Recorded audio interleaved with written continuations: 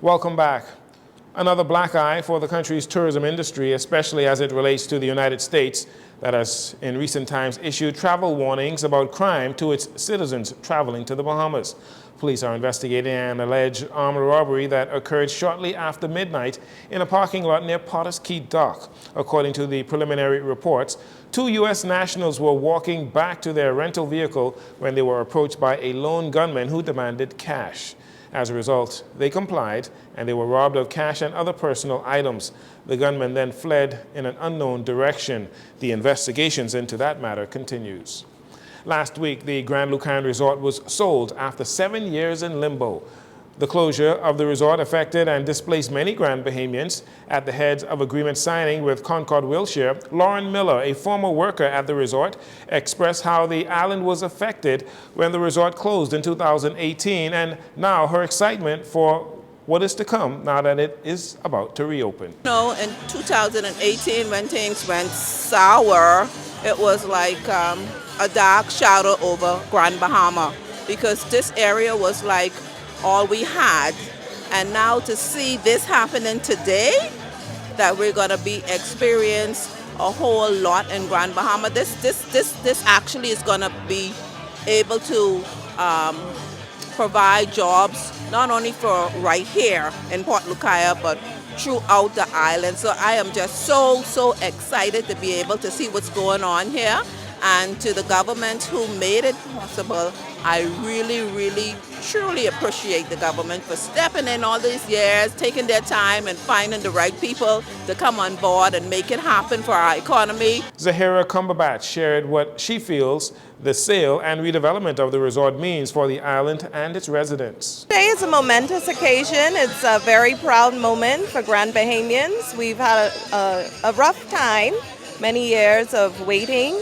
And I think today is very exciting for us because it shows that we weathered the storms and we finally reached the promised land.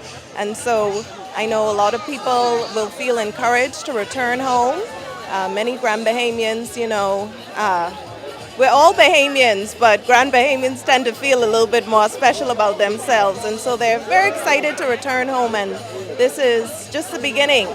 We look forward to more to come. The Grand Lucan Resort is set to undergo major upgrades and renovations to the tune of $827 million. The resort is also set to provide over 3,000 jobs during construction and permanent jobs once the hotel is completed. 80% of those vacancies are expected to be filled by Bahamians.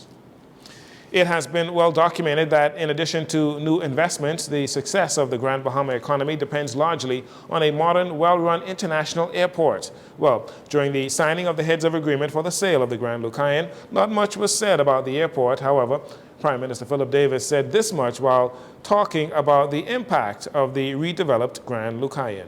That's why our government is focused on delivering a broader transformation.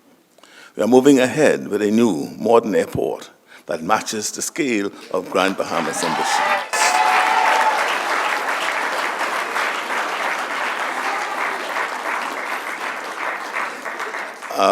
When I mentioned that, I omitted to recognize the presence of the British High Commissioner, Mr. Thomas Hartley.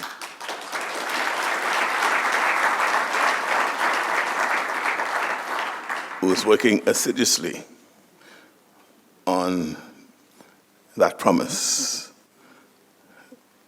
Not promise, but what is happening towards our new modern airport.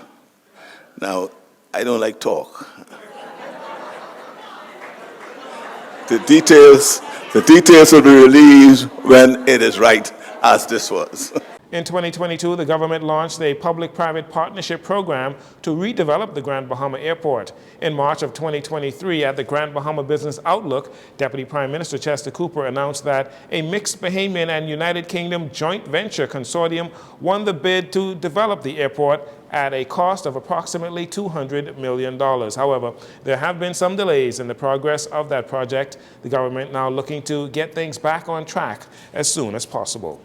And finally, he gave us another example of Bahamian excellence and daring. Larry Demerit, the first Bahamian to enter a horse in the Kentucky Derby, has died.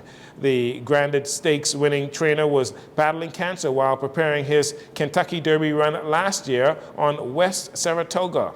With thousands of Bahamians watching from the television, they finished 12th in the 150th run for the Roses. Demerit became the first black trainer to start a horse in the Kentucky Derby since Hank Allen back in 1989. He died on Monday at the age of 75.